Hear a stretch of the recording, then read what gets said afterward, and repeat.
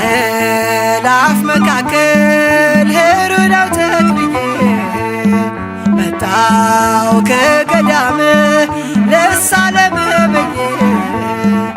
ኢትዮጵያው ቅዱስ አባ ተክለ ሃይማኖት ወልደ ዋህድ